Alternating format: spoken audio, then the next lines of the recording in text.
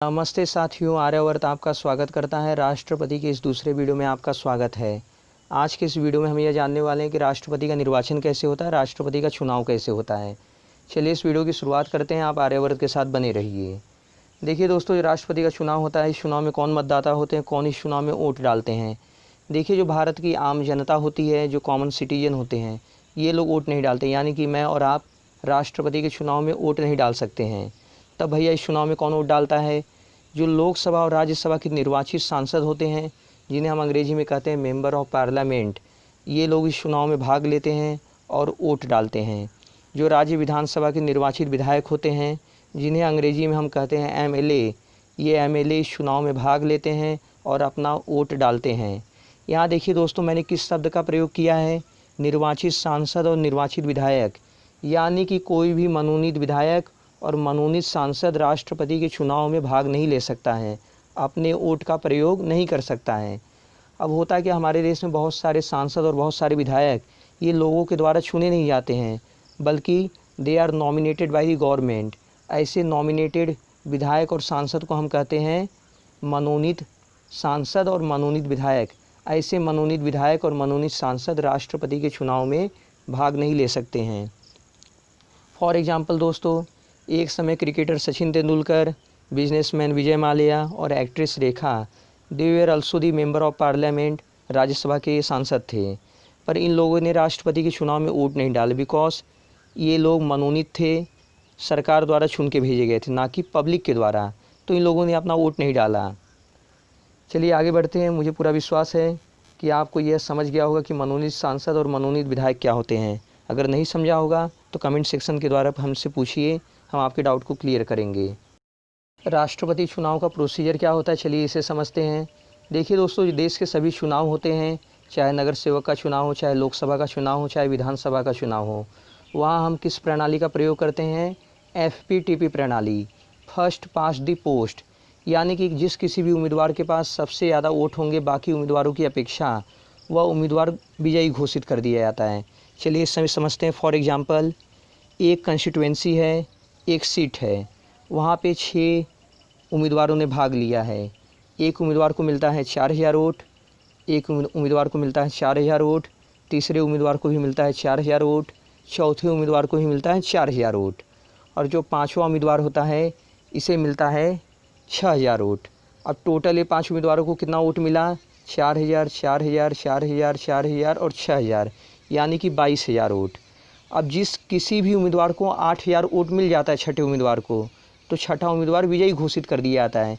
देखिए दोस्तों, total vote कितने हैं? 30000 वोट, और इस उम्मीदवार ने आधा वोट भी नहीं पाया है, तब भी ये उम्मीदवार विजयी घोषित कर दिया जाता है, बिकॉज इसने बाकी उम्मीदवारों की अपेक्षा सबसे ज़्यादा वोट पाया है। तो इस प्रणाली को हम कहते हैं first past the post, FPTP प्रणाली। पर साथियों, जो भारत के राष्ट्रपति का चुनाव होता है, इस चुनाव में हम एक अलग तरीके की प्रणाली का प्रयोग करते हैं।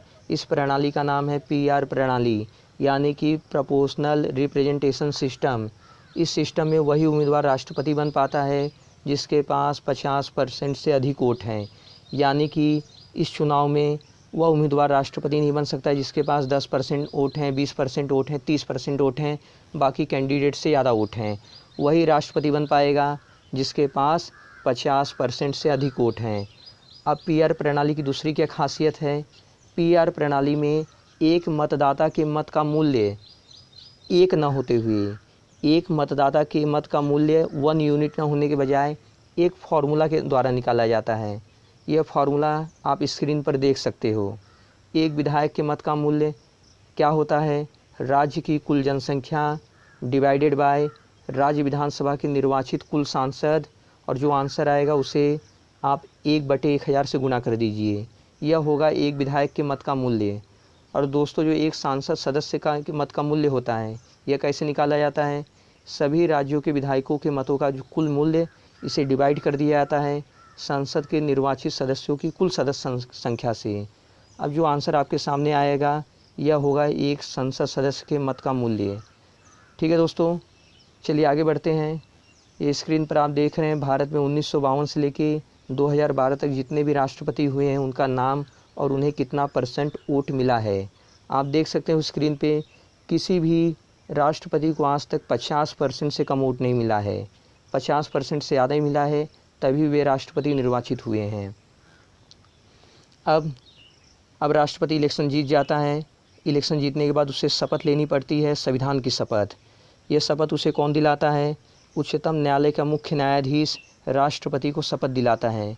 मान लीजिए जो उच्चतम न्यायालय का जो मुख्य न्यायाधीश है ये बीमार है या किसी अन्य कारण की वजह से अनुपस्थित रहता है, तो मुख्य न्यायाधीश की जगह जो उच्चतम न्यायालय यानी कि सुप्रीम कोर्ट का जो वरिष्ठतम न्यायाधीश होगा, यह राष्ट्रपति को शपथ दिलाएगा। अब राष्ट्रपति अपने प्रतिज्ञान में क्या लेता है? राष्ट्रपति कहता है, मैं श्रद्धापूर्वक राष्ट्रपति पद का कार्यपालन करूँगा, मैं संविधान और विधि का परिरक्षण, संरक्षण, प्रतिरक्षण करूँगा और मैं भारत की जनता की सेवा और कल्याण में निरत रहूँगा। यह राष्ट्रपति शपथ लेता है, इसके बाद सिग्नेचर मारता है और वह पर्सन भारत का राष्ट्रपति बन जाता है। जी हाँ दोस्तों, मुझे पूरा विश्वास है कि आपको यह वीडियो अच्छी तरह से समझा होगा। यदि फिर भी आपके मन में कोई डाउट है, आप किसी कंसेप्ट को डिटेल में समझना चाहते हो, तो आप हमें अपने कमेंट सेक्शन के द्वारा बेहिचक अपने डाउट को पूछिए, अपने विचार रखिए। हम आपके विचारों का सम्मान करेंगे और अगली वीडियो में हम अपने आप को वैसे ढालने का प्रयास करेंगे। चलिए दोस्तों, आपसे विदा लेने का समय हो गया है। जय हिंद, जय भारत। रखिए अपना ध्यान, क्योंकि चल रहा है कोरोना काल।